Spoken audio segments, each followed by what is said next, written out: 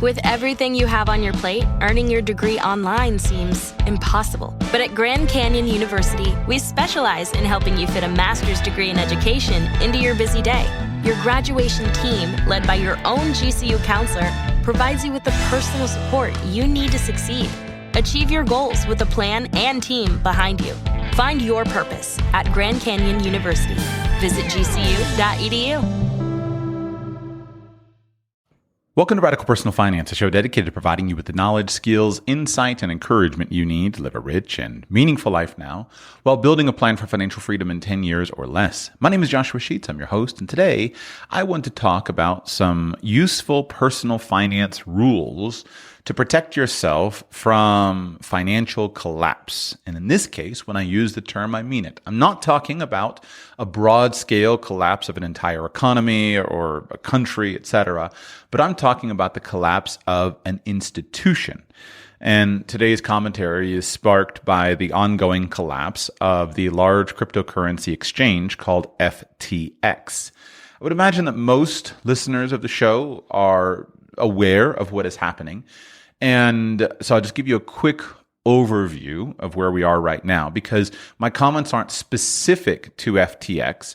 Rather, I'm using this as an opportunity for us to learn and for us to think about good practices to protect ourselves in general on a good defensive position.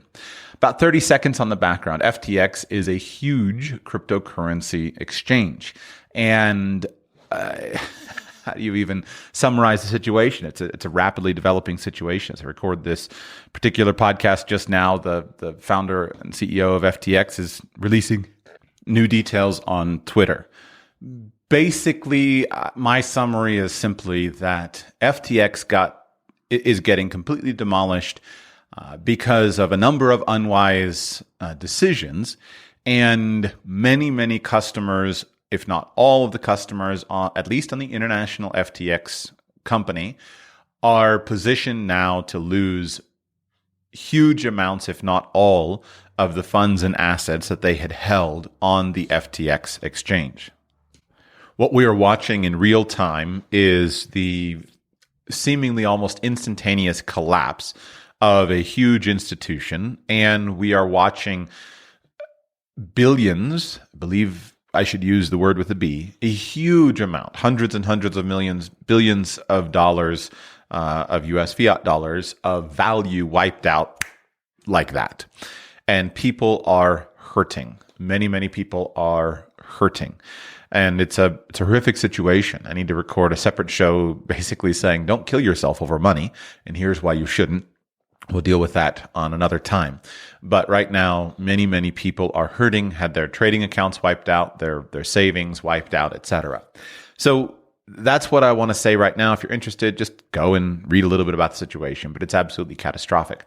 Here's what I want to emphasize.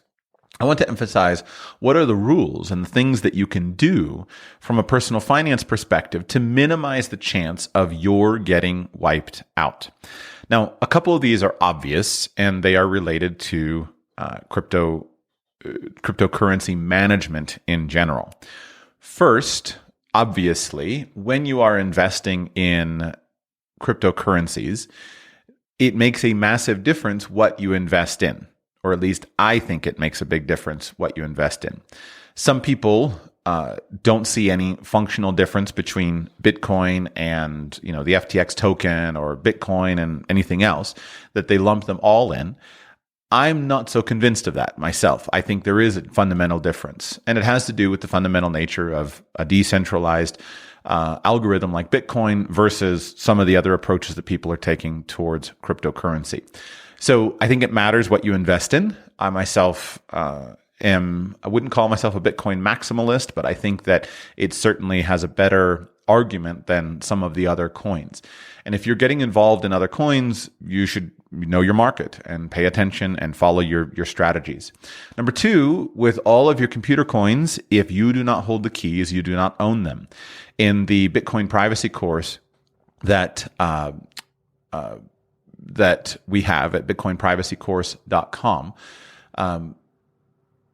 one of the first things we teach you is how to hold your keys. And if you do not hold the keys to all of your computer coins, you do not own them. Your computer coins that are held on an exchange are not yours. They are held by the exchange. That's not to say there's not a use for buying and selling and owning coins on an exchange, but they are not yours. And the parallel analogy or metaphor, or just comparison, not metaphor, but comparison I would give for this has to do with ownership of something like gold and silver. You do not own gold or silver unless you control it, unless you control the physical substance, be it coins, necklaces, watches, or bricks of gold. You do not own it unless you physically control it. That's not to say that there's not a place for paper gold and paper silver, but buying shares in a gold or silver ETF is not the same as owning physical gold coins or physical silver coins or physical something. If you own the physical product, then you can be certain of what's happening to it. You know who controls it. You know that if I have 100 ounces of silver sitting in my safe, that there are indeed 100 ounces of silver. And of course, you would verify the authenticity of that, have properly assayed assets, but you know that 100 ounces of gold or silver is sitting there. It's not lent out. It's not owned by someone else. It's not being multiplied. It is just sitting there.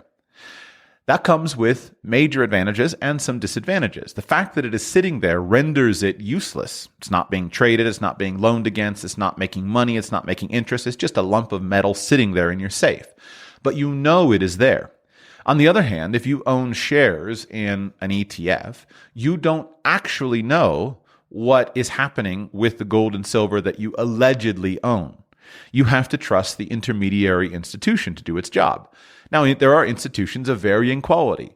You can, at the most limited end, you can go to your buddy and you can say to him, hey, listen, go ahead and buy 100 ounces of silver for me. And your buddy can say, okay, I got 100 ounces of your silver sitting here in my safe. And that may or may not be appropriate. Or you can go up to a very well-respected, audited, publicly transparent company, and you can purchase shares. And they can say, look, here's where the gold is. The point is, if you don't own it or control it, you don't actually have the asset. And it's the same with your computer coins. If you don't hold the keys to those coins, then you can't actually be confident of what is happening with them. And so if you have money on the exchanges, unless you are using that money actively for some purpose, do not hold the money there. And again, there are good reasons to hold money, computer coins, on exchanges, just like there are good reasons to trade ETFs of gold and silver. If you want to speculate on something like gold or silver, then you speculate on the directional price much more inexpensively and with much less friction than using an ETF than you do with trying to buy and sell gold and silver coins. Gold and silver, physical gold and silver coins are horrible for speculation because the friction of buying them and selling them and all the costs involved makes it so that it's very hard to eke out a profit in that scenario. So trading paper gold and paper silver is the way to trade the markets in a much more low-cost way than owning the stuff.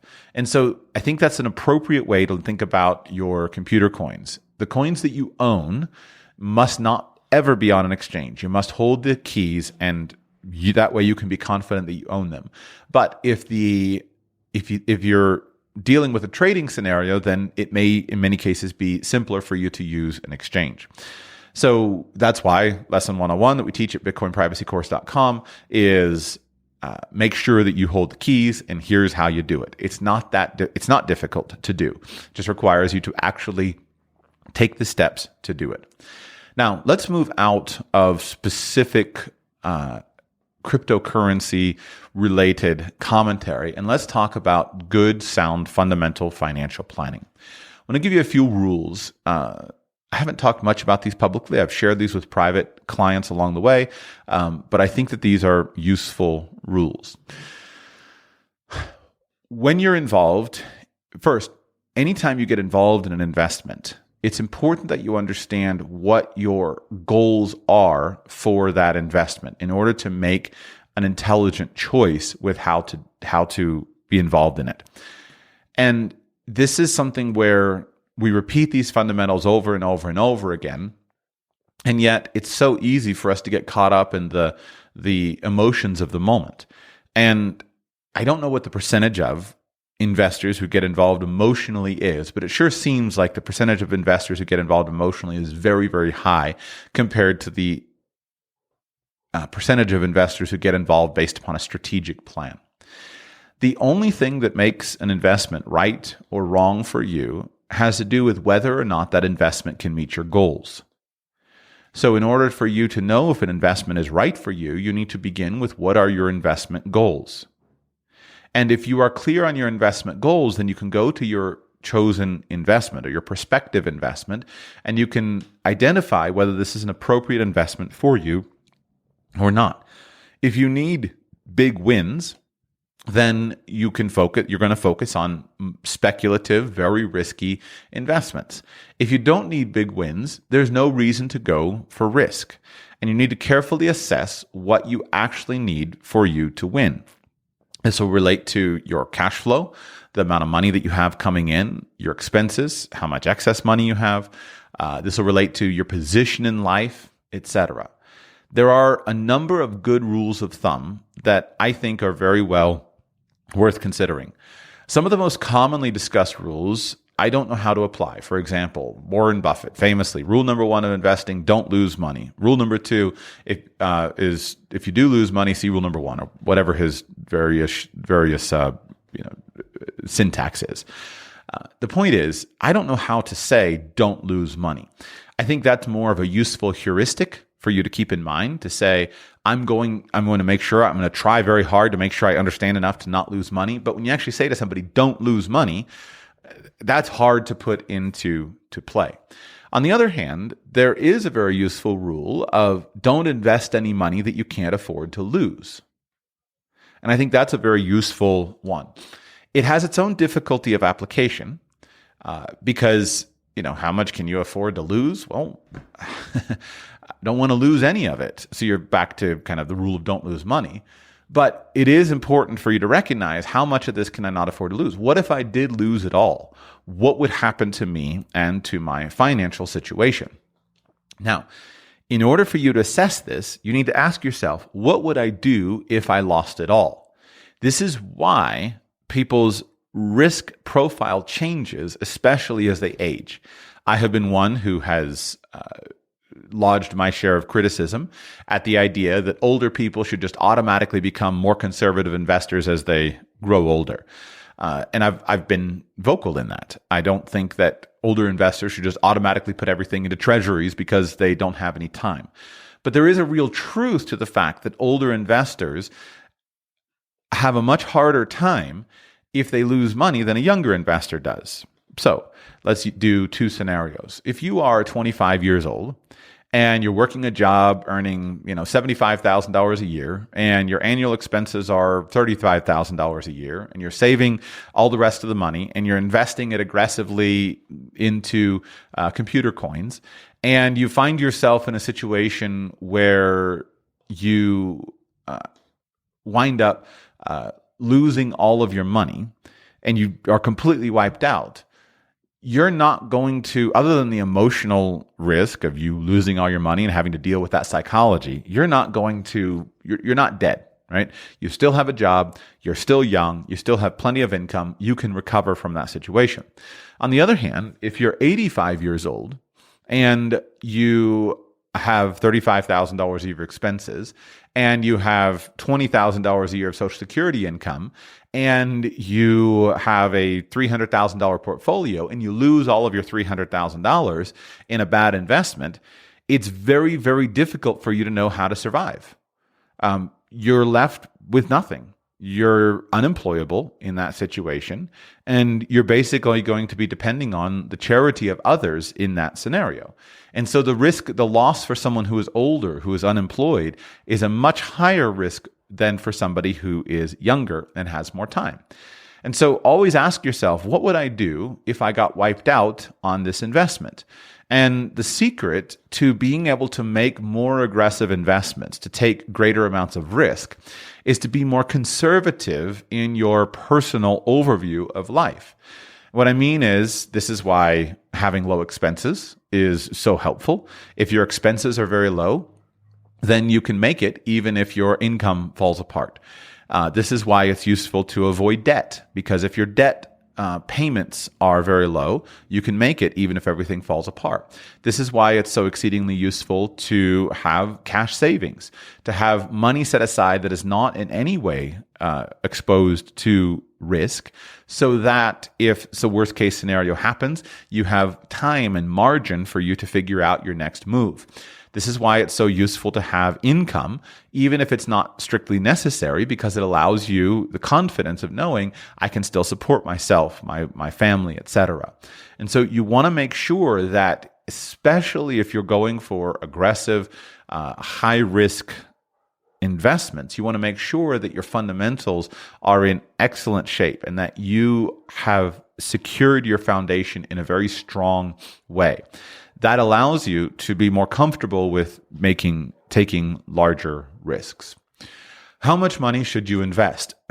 This one is a hard question to answer. There are some useful rules of thumb that I think are well worth considering, but most of them don't apply to people who are just starting out. So for example, one rule of thumb that I appreciate, that I think has a lot of wisdom, is don't ever put more than 10% of your net worth into any particular venture. Is it a perfect rule? No. And I'll explain why not in a moment. But it's a very useful rule. Let's use an example. It's my understanding by the public news reports and previous partnerships and whatnot that the NFL football star Tom Brady had allied himself with the FTX exchange and had invested into the company and had taken some of his compensation perhaps in the form of ownership of some kind in the company, was partnering with the company.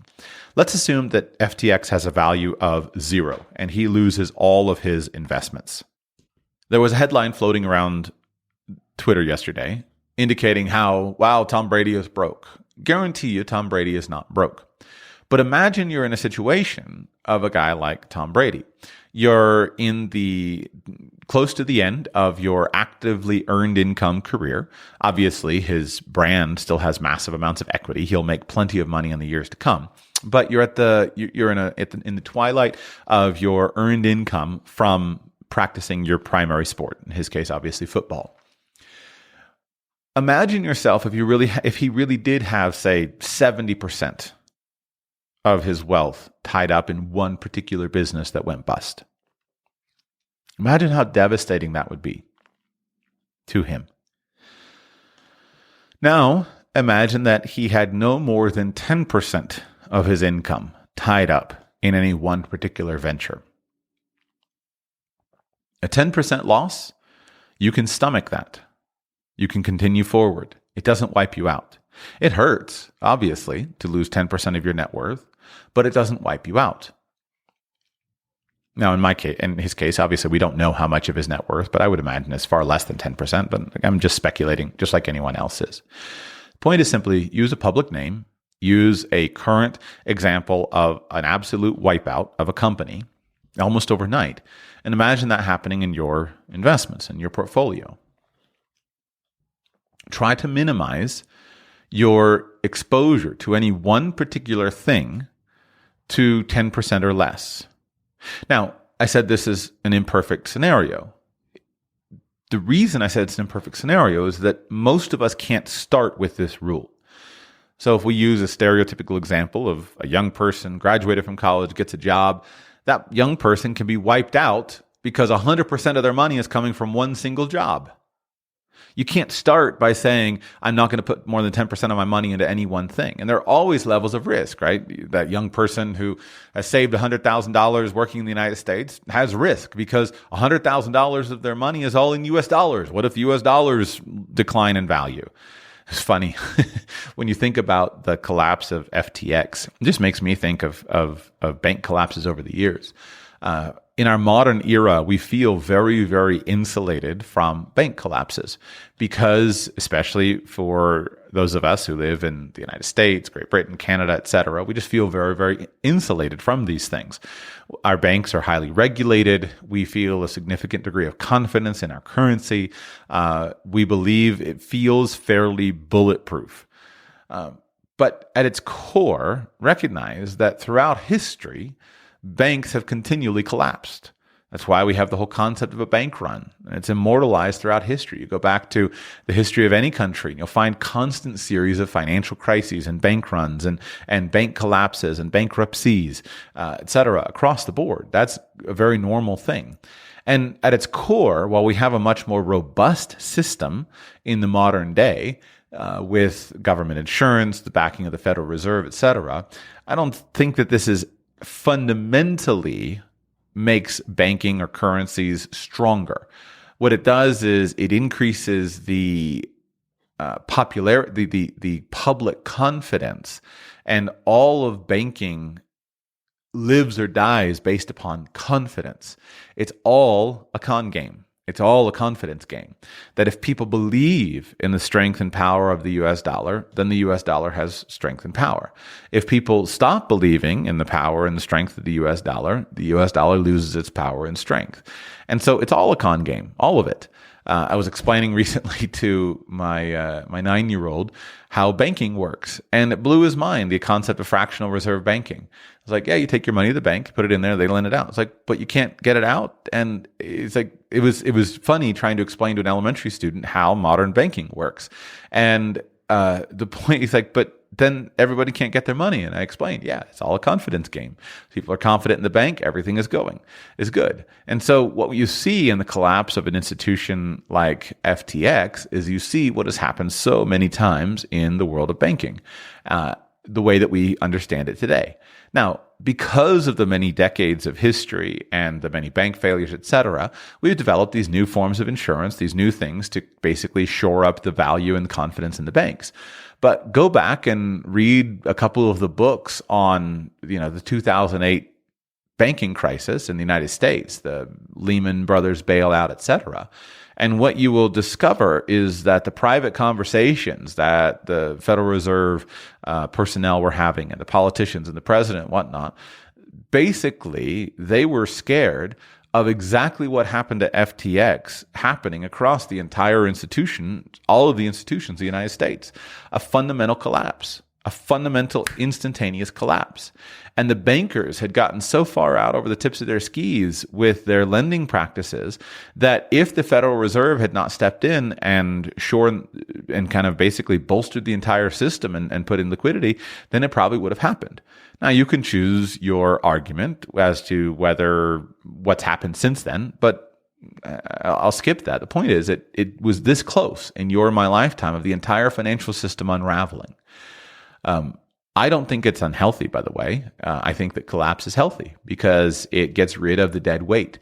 And depending on your perspective, I find the arguments that because the U.S. government didn't allow the dead weight to disappear, didn't allow the natural bankruptcy process to take its course, that there's good reason to think that things are not better, but time will tell. My argument is simply that don't look at FTX and poke your fingers and say, those stupid people who invested in cryptocurrency, I'm so much smarter over here. Don't think that it can't happen here. The risks, the systemic risks on a global basis are not better. They're different, but they're not better. And we really were this close to having that kind of event happen in 2008, 2009.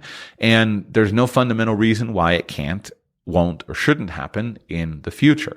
It all depends on public confidence. It's a con game, all of it. So there's no other choice other than to play the con game. There's no really reasonable alternative. You can argue, okay, Bitcoin, but even that obviously it's nothing's for sure. So we need to develop new systems, and banking has had a significant ongoing evolutionary process. The situation we have today as a result of hundreds of years of history, of thousands and thousands of bank runs and bank failures and bankruptcies and collapses of currencies, reissuing of currencies. The U.S. dollar has been reissued multiple times, has collapsed 3 or 4 key times. The U.S. national banks in the short couple 100-year history of the United States has collapsed a couple of times and has been reinstituted and put in place again. And we're just living through the current wave of it. But financial contagion, financial panic, financial collapse will happen again. It always does. But every time we look at it, we try to come up with a new and better system and make it stronger and more robust. Back to the 10%. in the beginning of life, you can't really apply these rules, right? You're 100% committed to the salary from one company and you get fired and there goes 100% of your income. It's hugely risky. And yet there's really few other solutions in the beginning. But as your wealth grows, as your business grows, then you can start to spread out your risk and you can say, I'm not going to have any one particular job or any one particular client responsible for more than 10% of my income. And you can build a more robust portfolio. In the beginning of your life, let's say you have $10,000 saved, you might have $1,000 of physical currency and $9,000 in the bank, but it's all going to be in one institution. There's no benefit of you taking $10,000 and spreading it across 10 institutions. It's too unwieldy, too expensive. It doesn't make sense. So you can't apply that in the beginning. But fast forward, if you find yourself having $500,000 in savings, then having all of that in one bank is unwise. And so you want to spread it out and diversify it. You probably still can't follow a 10% rule. Having 10 different accounts with $50,000 in them is too many accounts. It's too unwieldy. It's too difficult to manage. But your money certainly should not all be in one account. And the reason, even if you're not worried about a bank collapse, you say, well, I have a bank that's covered by FDIC insurance and it's a very stable banking country, et cetera. Yeah, but banks have problems. And sometimes your money gets shut off for a few days. Or the regulators come in and they show up and they put the bank into receivership and it takes them a few days before they get things going again. Or things simply as mundane as you get flagged because you're trying to make an international debit card transaction and now your bank shuts down your debit card and forces you to come back to the country and walk into a bank office in order to prove your identity. So this is why you have to have multiple banks, multiple debit cards, et cetera, and keep that infrastructure going.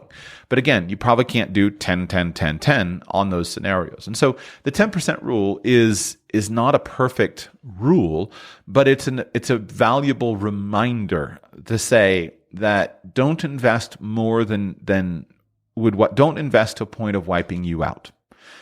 The next concept I want to convey to you is simply the concept of ratcheting. My example here is I think about the old show of Who Wants to Be a Millionaire. And the great thing about that show was it had these ratchet points. I think it was $1,000 and $64,000 and $1 million, something like that. But you knew at various points that if you were playing and you lost, you wouldn't go below the number that you were ratcheted up to. And in life, I think there are a number of these ratchet points that are worth paying attention to and considering. I don't know exactly what they are. I can't identify the specific number. But I would encourage you to think about your own life. What amount of money do you never want to go below no matter what? In the past, I did a show on $1,000, $10,000, $100,000. That was primarily dedicated to people who were saving. And the point was that if you're poor and you can get $1,000 scraped together, you're no longer poor because now you have enough wiggle room to handle most of the expenses of life. You're not dependent on payday loans. You're not dependent on running around scraping, etc. With $10,000, which is an accessible savings target for just about anybody in a year or so, at really any level, you can pretty much free yourself from most of the needs of, you can be your own bank for most things. You don't need to rely on credit. You can make first, last, and security on an apartment. You can go get a new job. You can handle 2 months out of income, etc. And then my argument on $100,000 was that if you save $100,000 in the beginning of life, that you're positioned to where all of your decisions that you want to make are open to you. That you can move across the country, you can move across the world, you can start almost any business. You can do all these things with having that amount of money, and you're not addicted to the month-to-month living of paycheck to paycheck that keeps people stuck in a job. But none of those things make you wealthy. When you get to wealthy, then things start to change. And I think that basically the next ratchet up between $100,000 is basically a kind of a modest, it's almost like an initial level of financial independence. So if you think of somebody who has, let's use the 4% rule. You think of somebody who has $1 million in the bank and can withdraw $40,000 a year of income.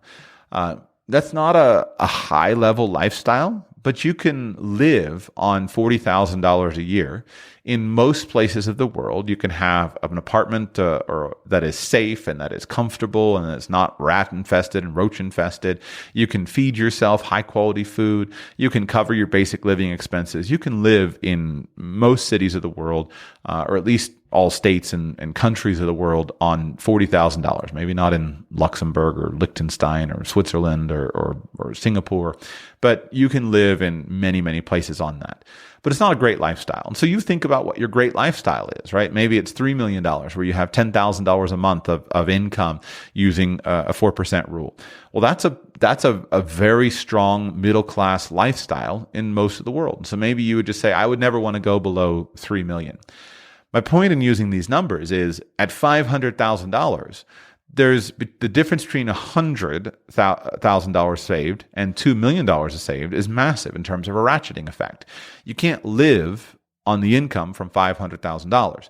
$500,000 is just a bigger emergency fund, basically. It's not financial independence yet, but you can live on the income from $2 million. You're not living big time, but you're living comfortably, fine enough, with plenty of time. And so maybe your ratchet number is $100,000 and $2 million. Then after $2 million, the question is, all right, what's the next ratchet number? There's not a huge difference in lifestyle between $2 million and $3 million, but there is a huge difference in lifestyle between $2 million and $10 million. And so maybe your ratchet number is then the next one is $10 million.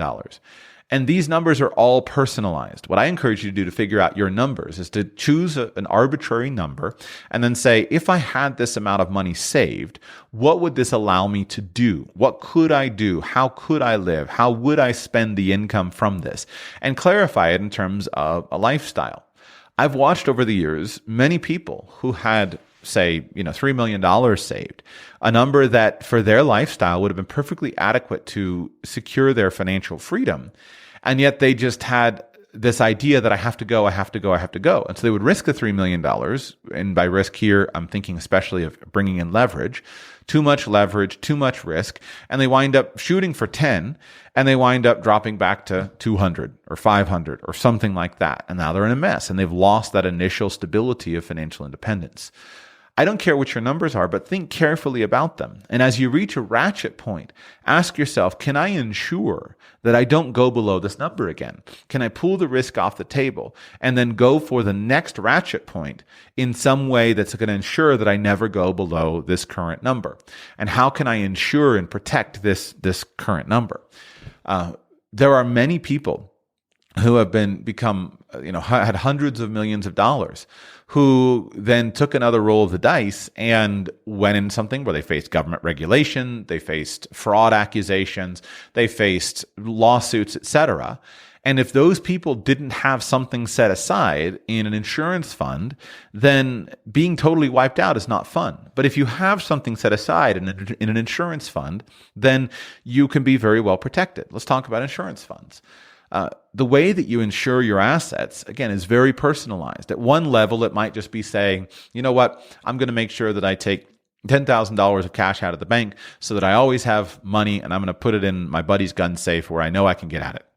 At another level, your insurance fund might be saying, I'm going to pay off my house. And because my house has I live in Florida or Texas and my house is completely exempt from the claims of creditors. I've got homestead protection on my house. I'm going to make sure that I just pay off my house, even though I could leverage it and go more. And that way I'll always be able to sell a piece of real estate and I'll always have the money in this house. Or I'm going to make sure that I fully fund my IRA or my 401k every year, because that money in my 401k is protected from the claims of my creditors, and I'm going to invest that money into traditional mutual funds that are going to do fine. I'm just never going to play with that. I'm not going to do some crazy strategy in my 401k. This is my insurance fund. At another level, it may be I'm going to take $5 million out of my portfolio. I'm going to put this $5 million into a trust that is there to make sure that it's out of my estate. It's transferred out. It's going to be away, and it's going to be protected from the claims of creditors. And my family members and I, we may not be able to live great on the $5 million, but by moving it offshore, moving it into an asset protection trust, etc., at least if we lose everything, we'll still have that money. And then I'm going to go over here and I'm going to roll my dice on the other projects that I have going on. If you imagine yourself as Sam, what's his name, the founder of FTX, and here you are, and one day you're a multi-billionaire, and then a week later, there's a good chance that not only do you have no money, but you wind up in a situation where you're going to face massive lawsuits and potentially have any personal assets that you have wiped out, you see the point. Or imagine you're Alex Jones and one day you're doing well, business is good, you've got millions of dollars flying in all over the place. And then, a few years later, you're facing $1 billion of court costs and judgments against you. So think of yourself in these situations and recognize that none of these guys imagined that this was going to happen. If you had talked to Alex Jones 10 years ago, he would never have thought that the situation he's facing in would come to fruition. Or if you talked to the founder of FTX, he would never have thought that he'd be in this situation. But all of a sudden, you're there. And so this is why in point 4 of the Radical Personal Finance framework for wealth, we talk about avoid catastrophe, is that you need to regularly, remember, number 1 is increase income, 2, decrease expenses, 3, invest wisely, 4 is avoid catastrophe, and 5 is optimize lifestyle. When you're avoiding catastrophe, you take off your rose-colored glasses and you put on your disaster glasses and you say, what are all the bad things that could happen to me? And you do that and you say, I should have an emergency fund, or there might be a global famine and I should have, 3 months of food in the house. Or I might get sued and all of a sudden I had $20 million, but now I'm wiped out and I've got a $1 billion lawsuit against me, or I wind up owing a creditor hundreds of millions of dollars. And you have to do this on a regular, consistent basis and then put in place the solutions in a way ahead of time for more than what you need, right? I've talked about asset protection planning, and the secret with asset protection planning, the rule is once an event happens that gives rise to claims against you, it is too late. All of the money moves that you make at that point in time can be undone by the judge, and basically even to the point of taking away your freedom, your physical freedom, locking you in prison. But the stuff that happens long before that happens can be very well positioned. You put aside money for your 5-year-old daughter, your 5-year-old son, and you set up a family trust that is going to benefit your 5-year-old daughter, your family son. Fast forward 20 years, your child gets married, then gets divorced. Well, the money that was in the trust can be positioned to be completely exempt from the divorce claims, and your child can continue to be wealthy regardless of what the judge says in the divorce case. But if you gave the money to your child at 20-something years old and it was never in the trust, and then the divorce happens, well, kiss off the money. It's gone. So you have to be proactive. You have to look at when disaster strikes other people and then ask yourself, what will I do if disaster strikes me? And I believe that this thinking is extremely valuable and it's deeply underrepresented. And so all of the little stuff matters. How many smoke detectors do you have in your house? Have you checked the batteries? Do you have a ladder so that your children can get out of the second floor window down to the first floor window in case of a fire without breaking their legs? Have you prepared in advance, a family meeting spot? If something happens, we meet here. All of the humdrum daily stuff is a big deal. Do you have the ability to flag down EMS when you have a heart attack? Is your driveway clearly labeled so that if you call 911 when having a heart attack, then you can get someone there quickly? And at every level, as your wealth increases, you have to think about more and more of these things, and you want to bring them in, right? What are those things? The defibrillation machines. An example would be that if somebody is completely broke, then having the name completely went to me. The things that you put on your heart, those things save lives. That's why you see them in so many commercial locations. But when you get to a point with your wealth, you should have one of those in your own home, so that if it comes down to you need one of those. And again, I'm not medical enough to do it. I don't have one. I don't have one yet, anyway. But it's the kind of thing where you look at it and say, okay, I'm going to go ahead and get this because who knows, it might pay off someday. Same way I talk about bunkers, like nuclear fallout bunkers and bomb bunkers, etc. I think it's silly for somebody who is broke to worry about setting up a nuclear radiation fallout shelter. The risk of needing a nuclear radiation fallout shelter is so low that there's no point in somebody who is broke doing that. But if you're a multimillionaire and you don't have some form of nuclear fallout shelter prepared, then why are you not paying attention to these small things that could happen. Or a better example would be a tornado shelter. I don't think it's dumb. If you live in Tornado Alley, obviously you go and invest in a tornado shelter. But people just ignore it until the storm comes through. So when the tornadoes tear up the state next to you, or when the guys get blown up on the FTX exchange, look at that and then go back to your own portfolio and say, what could wipe me out? And then think about what ratcheting points you don't want to go below. So if you're going to take a risk in some kind of aggressive investment, how much should you invest into that? This is one of those things that I'll give you the best answer that I've come up with over the years.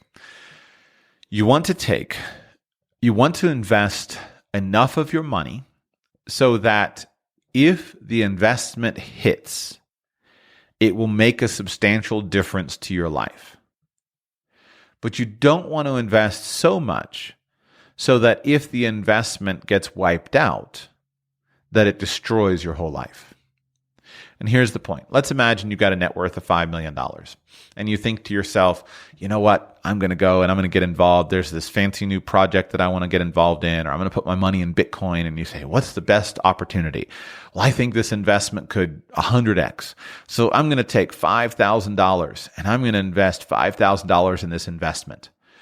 So you invest $5,000 and imagine your investment 100x's, which is of course horrifically difficult to do. So you go from $5,000 to $500,000. Did that change your financial future in any meaningful way? Well, if you got a $5 million net worth, it doesn't do anything for you.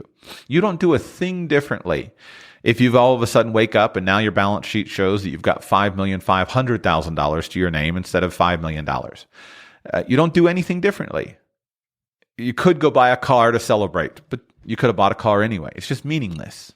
So clearly, even if you had a 100x investment on your $5,000, clearly that wasn't enough money at risk to make any kind of difference in your financial situation. Now, we'll go back and let's play with another number. What if you invested $50,000? You have $5 million net worth, $50,000. And let's assume this magical investment 100x's. Well, now all of a sudden you got $5 million. And that does fundamentally change your overall lifestyle. To go from $5 million to $10 million in a short period of time with your magical investment that 100x'd, that changes it. Still doesn't change it massively. You don't go all of a sudden to flying on private jets. So $50,000 is probably too little still. And so you run these numbers, right? What if you put $150,000 into your 100x investment? 150,000 times 100 is 15 million. Well, now you just fundamentally changed everything. To go from 5 million to 20 million in net worth is a ratchet up point. At $5 million, you can live well. At $20 million, you quickly move into a whole different style of living. And there's a big lifestyle benefit to that. So you run the numbers, and I used 100x, right? Obviously, 100x is virtually impossible to achieve in any reasonable investment. But let's say that you think it's 100x. You got to invest enough to where the 100x return is going to make a difference. What about the downside? You got $5 million and you lose $5,000? Doesn't matter to you. Lose $50,000? No one likes to lose $50,000, but remember, at $5 million of assets, your net worth is going to be bouncing around $500,000, $1 million a year regardless, just with normal investment market fluctuations. $150,000, you're very much in the range of where it still is not a big deal. To lose $150,000 is not a big deal. And so you play with these numbers and you say, what's the maximum upside I could ever engage in? And you say, and you choose a number that's going to allow you to have enough of an impact to where it's going to make a difference in your life. Now, remember, most investments virtually all investments will never 100x. So maybe you say, my big speculation is to 10x. Man, if we could 10x investments, that would be awesome. But now go back to those numbers. All right, you put $150,000 into an investment and it 10x's. Well, that's 1.5 million, but now it just doesn't make that, 5 million to 6.5 million. You're richer, but it's not lifestyle changing. And so On the other hand, if you lose $150,000, it's not lifestyle changing as well. And so you play with your expected returns and your expected losses and assume your investment goes to zero, and then try to figure out, where do you want to be? Like, what do you do? And that's the only way I know how to do it, is choose a number where on the upside it makes enough sense to where you're actually excited about taking the huge risk with a speculative investment, and on the downside where it doesn't wipe you out and you can stomach the risk of losing it all. The numbers will be different depending on your income, depending on your assets, depending on your other investment portfolio, your insurance plans, what your personal ratchet numbers are. But that's the thinking process, the bracketing process that you go through in order to arrive at the right number for you. Now, what if you've made it? What if you've been a big winner in a space and you have a big investment that has actually won for you? What do you do then? I've been fortunate over the years to have quite a lot of crypto millionaires in my audience, and I've worked with a lot of them in private consulting.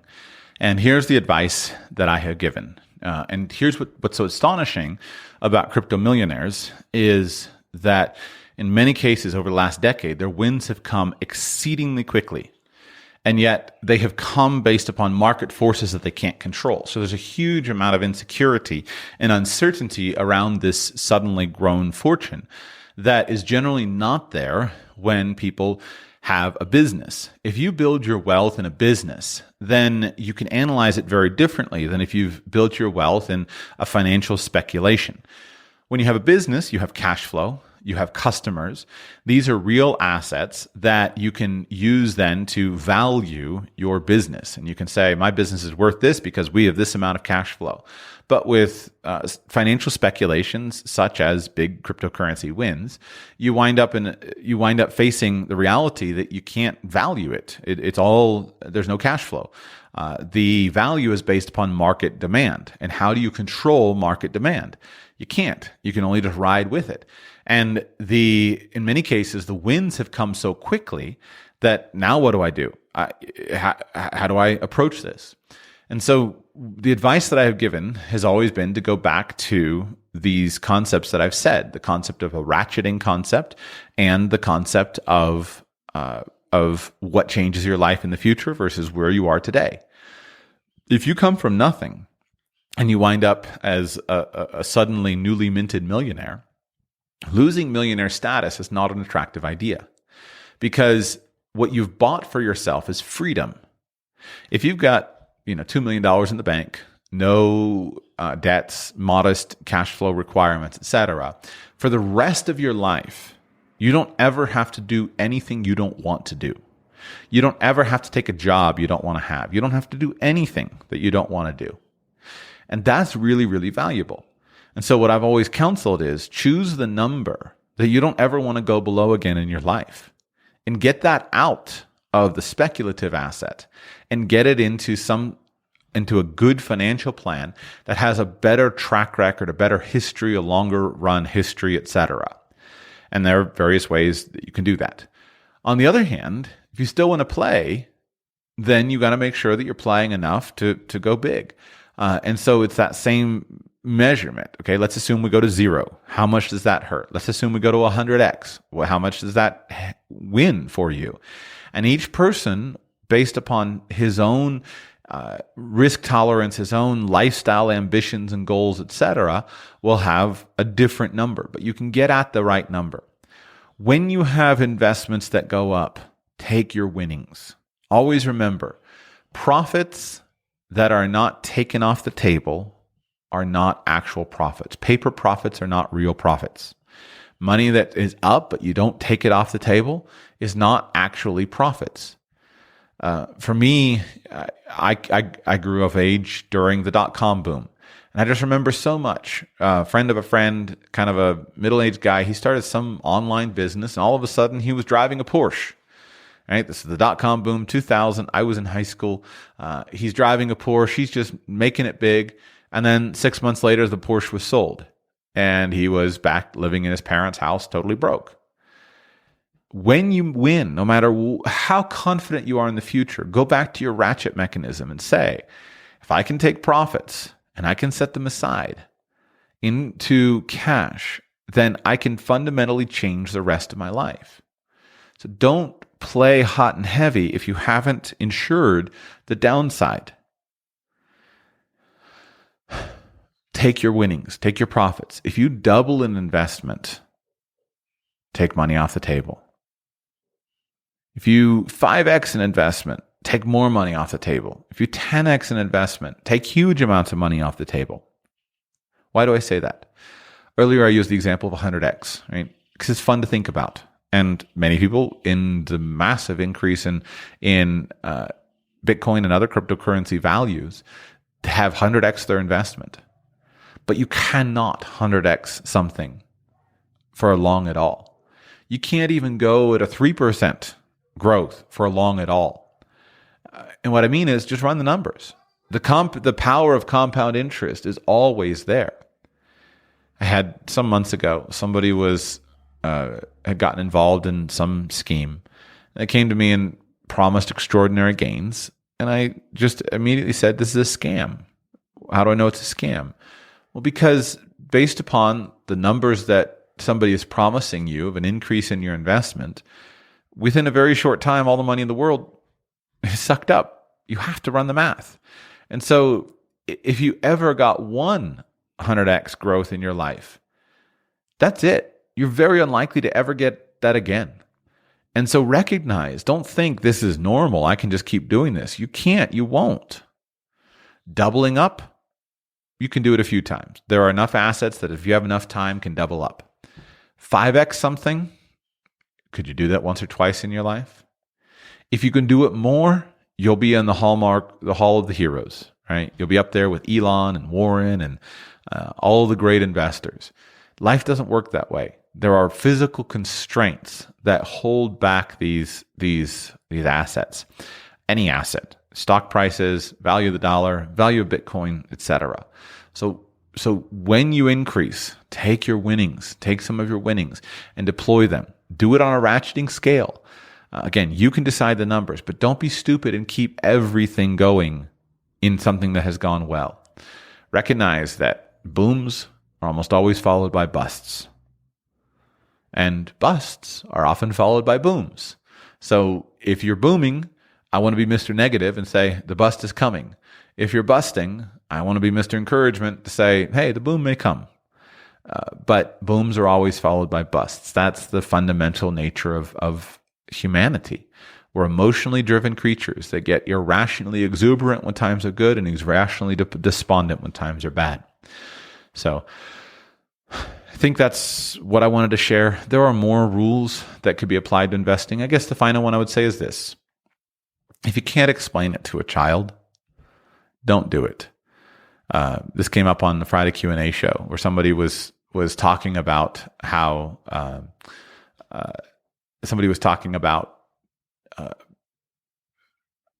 just slipped my mind, excuse me. Advice from an attorney. And the attorney was saying, well, you can do this kind of trust or this kind of trust. And he couldn't explain it to me. And my comment is, that's the attorney's job. If you can't explain to me why the attorney is saying to do it, there's a good chance you're being swindled. Now, go back to the attorney, give another chance, say, maybe I'm just dense and I didn't understand. Can you try this again? But if a financial expert can't explain something simple enough so that you clearly understand what it is and why you would want to do it or not want to do it, then that person is, in my opinion, not doing 101 of his job. Flip it to an investment. If you can't explain to your child, your elementary school child, or your niece or your nephew or a random child that you walk up to on the street, if you can't explain the basic value proposition of your business or of this company you want to invest in or of this computer coin you want to buy or what you're trying to do, then the emperor might just have no clothes, right? There might just not be any usefulness to it. And it's easy to say that when, everything's crashing and you're like, whew, well, now, of course, if I just stuck to it, that would have been great. It's harder to say that when it seems like everyone is winning. But at its core, if you can't fundamentally explain the value of this to someone else, then you can't, then you probably shouldn't get involved. It's a sign that it may have no value, or you just don't understand it well enough. And I'm trying to be cautious here because one of the things that's interesting over the years with my involvement in Bitcoin and my Bitcoin education, people say, well, if I just understand Bitcoin more, then I'll invest in it. And they go on, I can understand it, and they never understand it, they never invest in it, or they never buy coins. But what's funny is that I actually have a very hard time explaining something like a dollar. Right? I try to explain it to my children. I have a master's degree in financial planning. I've been paying attention to finance for 20 years. I've read hundreds, if not, let's just say hundreds and hundreds of books on money. If you ask me today, off the cuff, to explain how money is created, it is such a convoluted, ridiculous system that it's exceedingly difficult for me to do. Now, there may be a lesson in that, right? Maybe that's the fundamental, truth of the fakeness of money. Money really is fake, and so I can explain it as long as I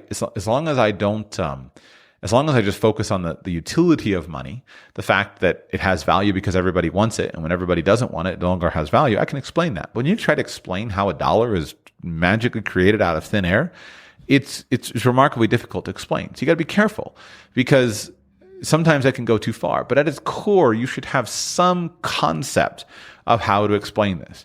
If I explain Bitcoin to somebody, I can do it simply in about a minute to the point where you say, okay, if that works, and if people like how that works, I can understand what the utility of that is. Or some coins. But then there are other ones where it's just so obviously difficult. You're involved in a scam.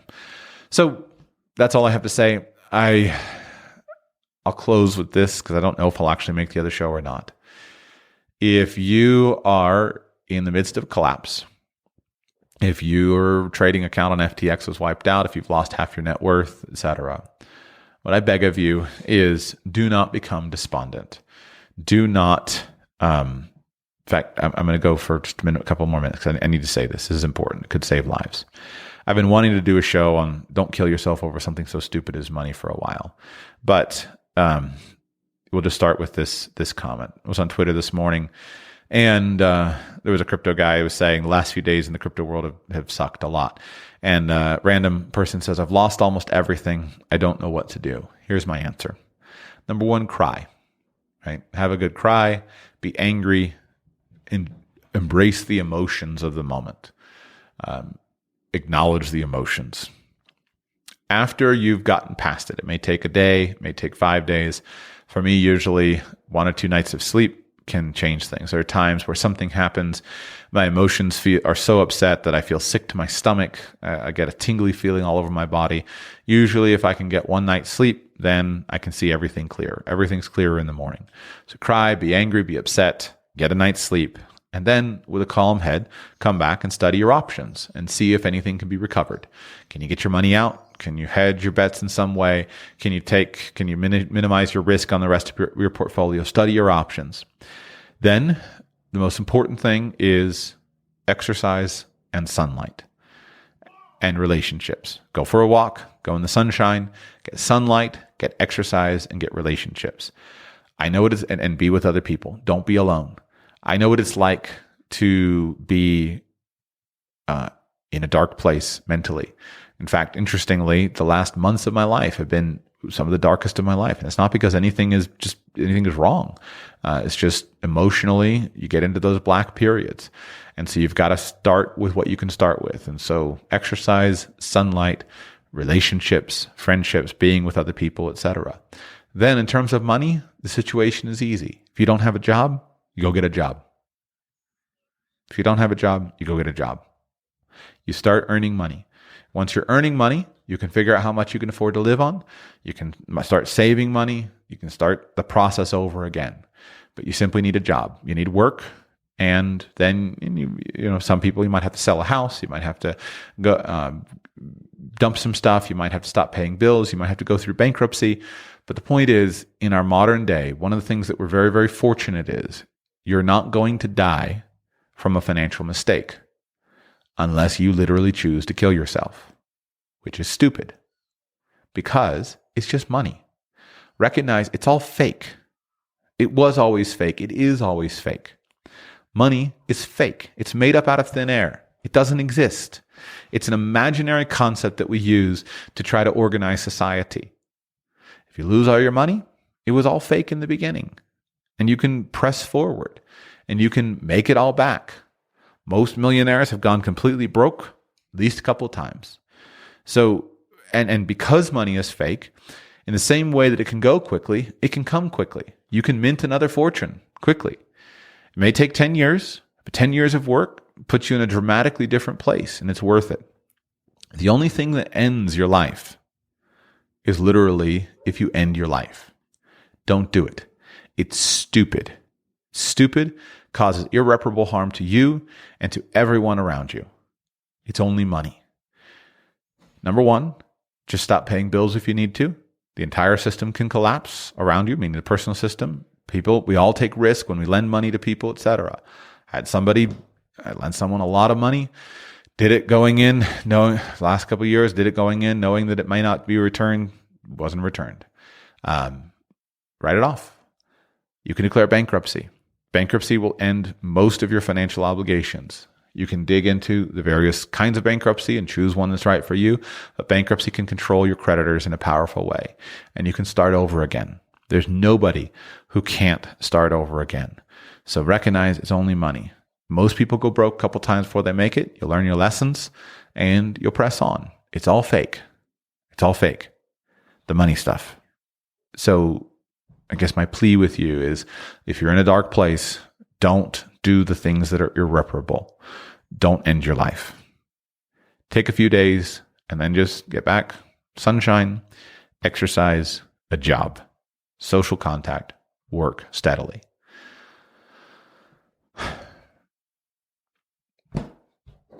I hope these rules help some of you to avoid the catastrophe that many people are facing right now.